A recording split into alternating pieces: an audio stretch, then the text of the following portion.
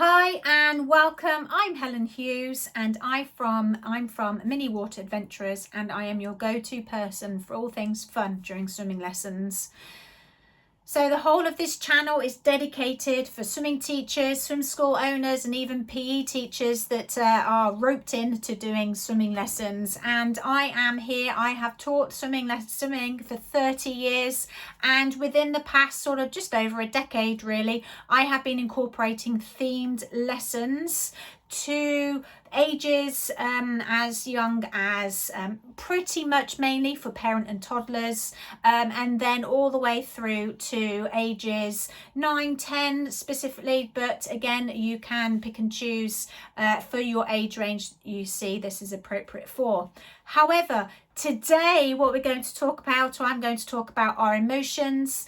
The 3rd of October is World Mental Health Day, and I thought why not a perfect opportunity for this week or for the week coming to talk about our emotions and feelings, and we can bring that into our swimming lessons, because some children are new to swimming lessons, so they might be experiencing all these different emotions as now once they're starting their lessons. And you know, why not, it's a perfect opportunity to talk about it. Some are really anxious and shy and very reserved.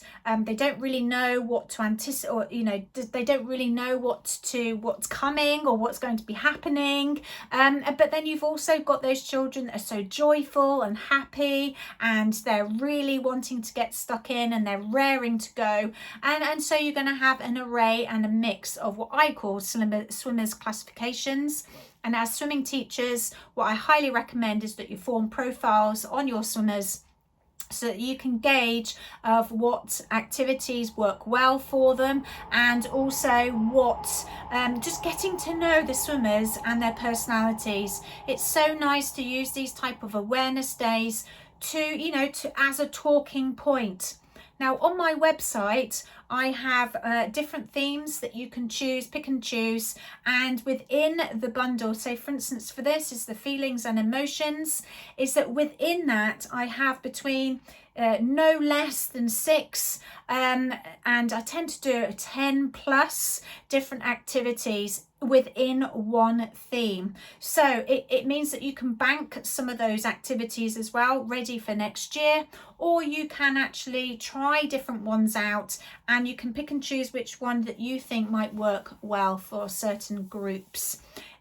These are great for if you do have group lessons, or you can also adapt it to having when you have private lessons, and then also adapting it for younger ones to older ones.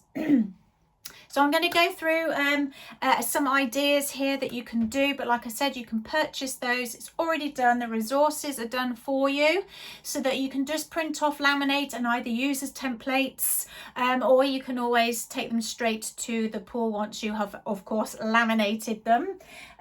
So on a previous one of my other videos that's here, there and everywhere, have a look back on my playlist. There is one that is themed for inside out if you're wanting to do a specific something that's recently come out, hasn't it, of a new one that's been spoken about. But if you're wanting to do a generic one, that's absolutely fine. I've got you covered, so I've got one for you. So I'm just going to go through a couple of activities, but like I said, everything is explained already on the sheets that you get. But first couple ones that I've got are these little emotion eggs. You're going to be printing these off and laminate them to cut them up and cut them to size, whatever you want to do with that. And what you can do then is using eggs, and you can do it color coordinating if you're wanting to. So I've done the colors that I recommend, some colorful eggs, and you'll see in the description of where I recommend to get them from. But you can actually draw on them, on their faces on there, or you can always just draw the face on here according to what you see, and it's quite easy to do with a Sharpie on there. And basically the children are going to be pulling out a coloured pom-pom, and they're going to go and find the relative face. Or what you could do as a teacher, or if the parents, they're going to act out the different faces and the different emotions, and then the child then go and find them. But you've also got emojis here too, so you can play the emoji game. So you can have these dotted around, and again you can do a similar concept of where they're to each other as well, that you can play the game with each other, but they're going to be dotted around poolside, different places, and they're going to get a yellow pom-pom because of the yellow emoji, and they're going to go and guess which one that specific emoji is that they are miming or mimicking with their faces. So that's a game there. With regards to these eggs as well, the coloured, I do actually have this spinner here, so they actually spin a certain colour, and once it lands on a certain colour, then they go and they go to the specific colour, and then they act out the specific egg face that's on there. If you don't quite fancy doing the spinner, other options that I've got is the movement cube, of where it's got the different colours on here, so they could throw the movement cube and then see what colour it lands on.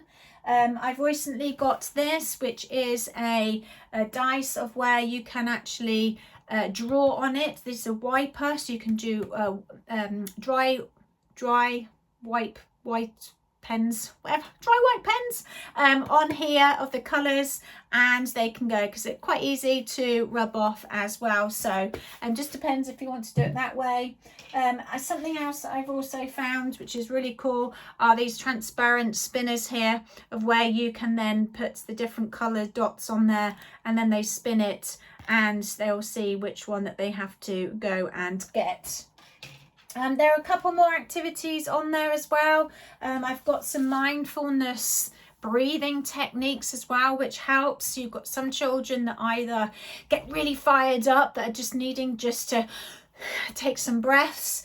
So there is actually a mindfulness breathing sheet in there. I've got 2 on there, I believe, of where it gives them the tools. And it's always great to have something like this poolside, because if you notice that there is a child coming and they're needing some assistance and some help and some guidance from you as a swimming teacher, you know, maybe the parents have done their best, they've rushed them to swimming lessons, unfortunately, because they're coming straight from school and loads of traffic, and they've shoved a snack down them just to give them a little bit of energy, and then they're you know, fighting to get changed, it's cold and what have, and then they need to sit poolside, and then they've got to get ready for lessons.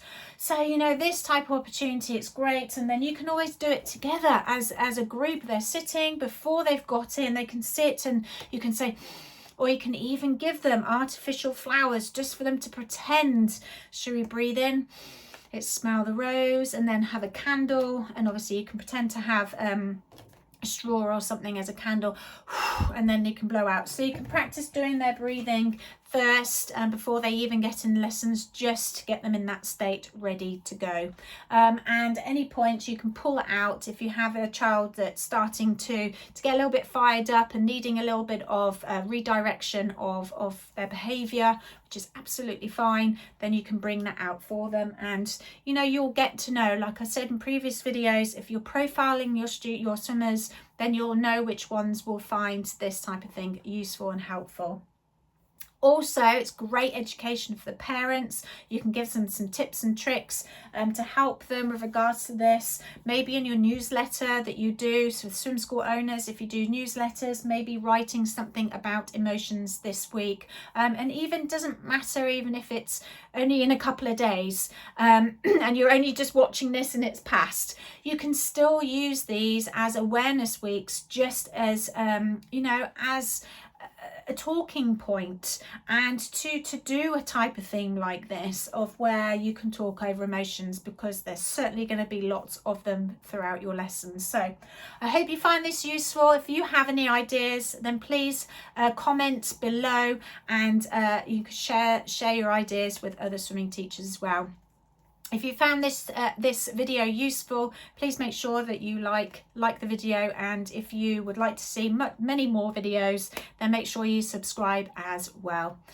Take care, and thank you so much for watching. Enjoy. Bye. See you in the next one.